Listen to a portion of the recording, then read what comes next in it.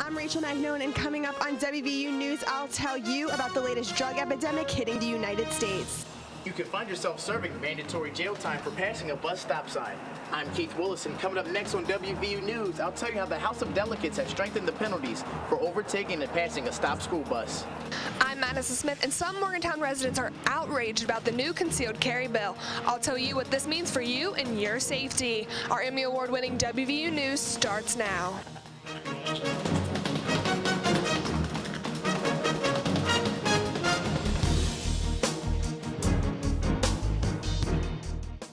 Lawmakers in West Virginia's House of Delegates have just approved a bill allowing gun owners to carry concealed handguns without a permit. I'm Brooke Chaplin. And I'm Tristan Webster. Recently, new school bus laws will protect school children from getting on and off the bus. These stories and more on WVU News, an Emmy Award-winning newscast produced by television journalism students right here at West Virginia University.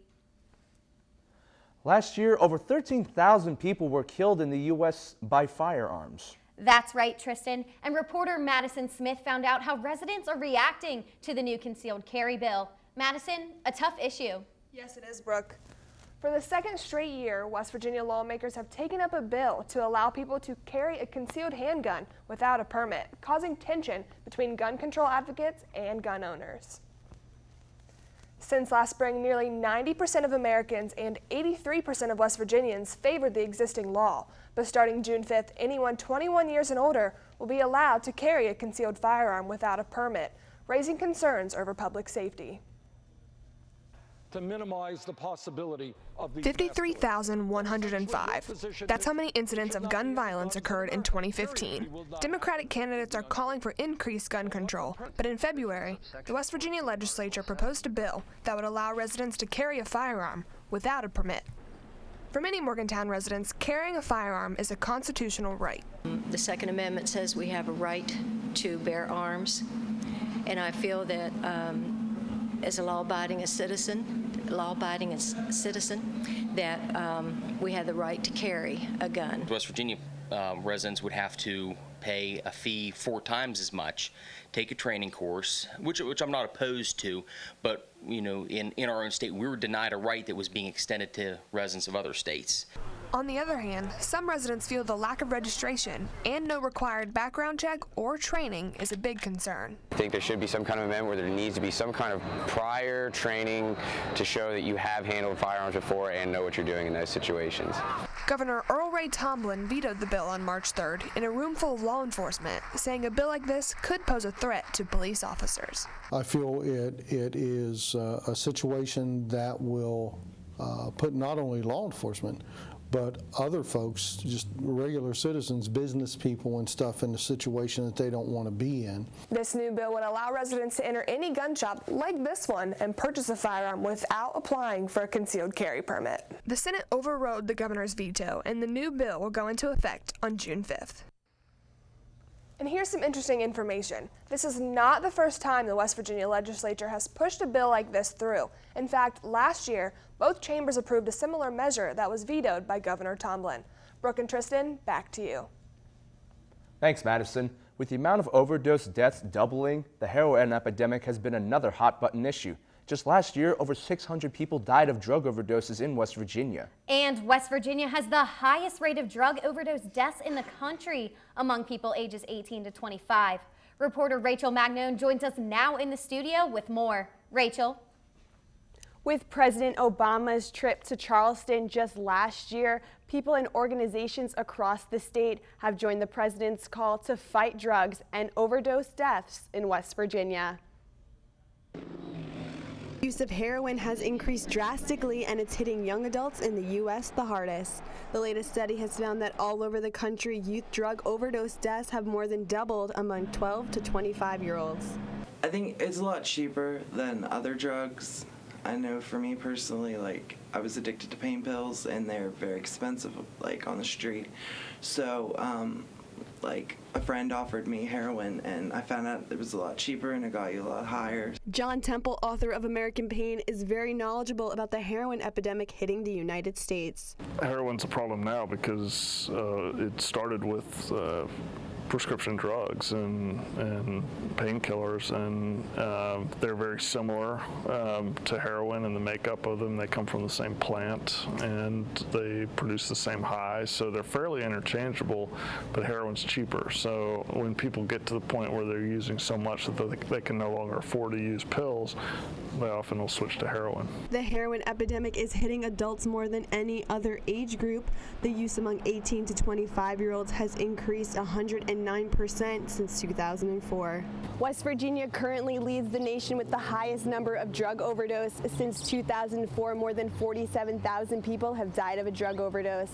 This means that 5 people per hour are dying of a drug overdose. West Virginia currently has 14 rehabilitation centers for people struggling with addiction. What a lot of people don't know is that 3 out of 4 heroin drug users started out addicted to prescription painkillers. Tristan, back to you.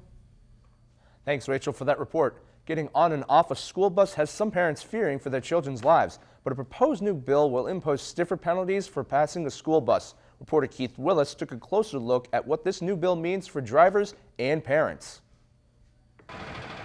Bill SB 13 is currently moving through legislation. This new bill will strengthen the penalties for passing a stopped school bus.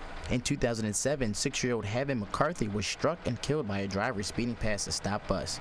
Since then, law enforcement have cracked down on careless drivers. And the penalties on it can range anywhere from a fine of not less than $200, more than $1,000, suspension of a driver's license for up to 30 days, 6 points on a driver's license, and possible jail time up to 30 days. Earlier this year, the Senate passed SB 13, which set a guideline for each offense. Local residents feel like the stricter penalties will help cut down on the amount of drivers that illegally pass by school buses. Right now, the only way to prosecute is if someone can identify the offender by face. But under the new legislation, law enforcement can now go after the owner of the vehicle. State code allows for school buses to have cameras for the purpose of catching vehicles. But until the governor approves the updated bill, law enforcement can't prosecute based on only the license plate number. Jeff Meadows of the Mongalia County School Transportation Center hears about these bus passings every day. I had a bus driver call in and said they had 2 cars just pass through their reds and almost hit 2 kids. So, you know, I don't want to be the transportation director that has to call a family. Meadows hopes the bill will reduce the number of cars that pass stop buses. It's estimated that over 50,000 motorists illegally pass school buses every single day. Hopefully, if this new law passes, we will see a decrease in drivers passing school buses when kids are getting on and off. Brooke, did you know that 75% of people in the United States use their credit cards every day? That's right, Tristan. And last year, the United States was responsible for 47% of the world's credit card fraud. Rachel Elkins joins us now from Social Square with the latest in social media and pop culture news to tell us more. Rachel? Thanks, Brooke and Tristan. Just 2 years ago, over 30 million people in the United States had their credit card information stolen. And some of these scams are on a larger scale, like the 2013 Target data breach that affected millions. I learned more about credit card fraud and what you can do to protect yourself. Every single minute, 32 people are getting their banking information stolen in the United States. And even people in our local community, like Whitney Godwin, have fallen victim to this crime. Her information was stolen twice. First time it happened, I was just really lost. Like, how did somebody get my information? You know, you hear about this all the time and you don't think it'll happen to you. But it's no surprise in our world of modern technology that over 45% of people get their information stolen online. The best advice that Dr. Laurel Cook gives people is to be more aware. As opposed to going with all the defaults, a lot of websites, for example, default to saving your private financial related information like credit card information. I would say, you know, spend a little more effort to try to keep that private or don't save it. Most banks allow you to check your balance online daily, so you can always be on the lookout for charges that are not yours. If your banking information gets stolen, the first thing you need to do is call the number on the back of your card and contact your local bank. There is no guaranteed way to prevent your banking information from getting stolen, but you can decrease your odds by taking more precautions. If I'm going to a location that's not local, I typically take cash with me. I have my card as a backup, but I try to use cash as much as possible. I also try not to shop online as much. But if you are someone who cannot get away from depending on your credit card, the best way to keep track of your account is by using your local banking app as a resource. Some tips to follow in order to avoid getting your card information stolen are: only use bank ATMs, change your PIN often, and finally, don't check your balance or charge online in public places that have free Wi-Fi access. Some great tips, Rachel. Brooke, did you know that 14,000 cats were killed in West Virginia shelters last year?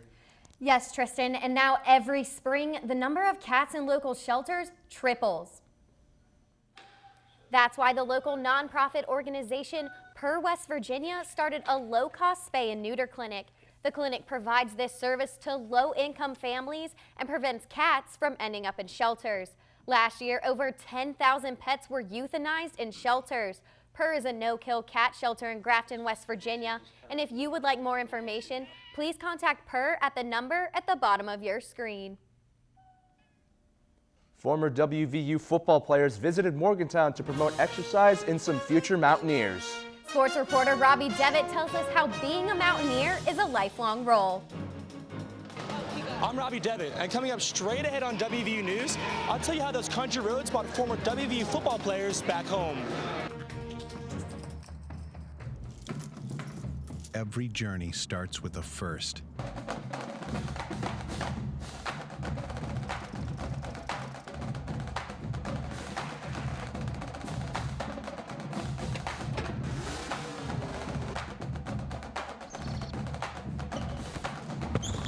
How will you go first?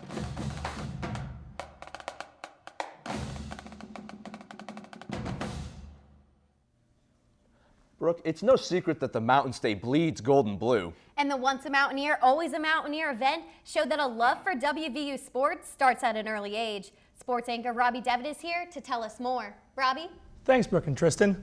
They say, once a Mountaineer, always a Mountaineer. And for some former WVU football players, they couldn't agree more.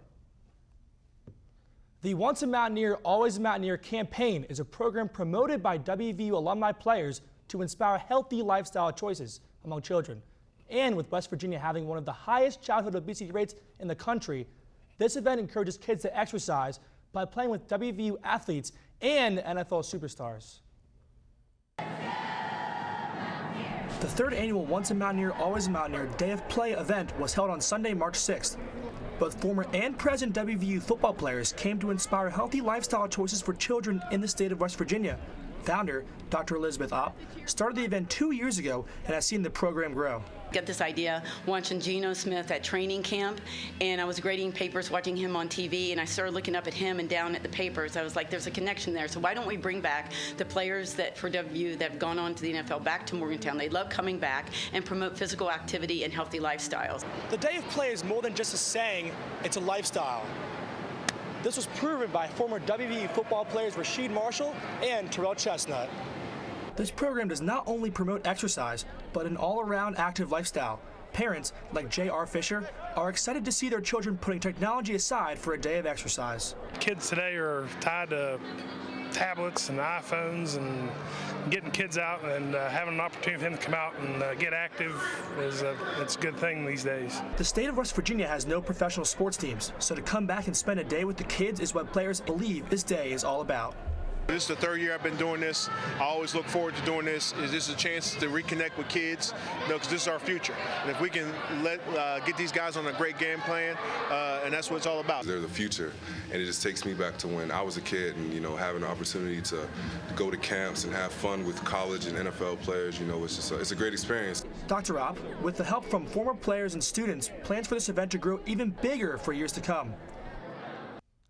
This year, almost 200 children participated in the event. Participants say this event strengthens the bond between WVU and the surrounding community. Brooke and Tristan, back to you. Thanks, Robbie. Well, that's going to do it for this week's edition of WVU News. You can visit us online at our website. You can also watch any of our shows on YouTube, and please follow us and our reporters on Twitter. I'm Brooke Chaplin. And I'm Tristan Webster. Thanks for watching WVU News. We'll see you next time.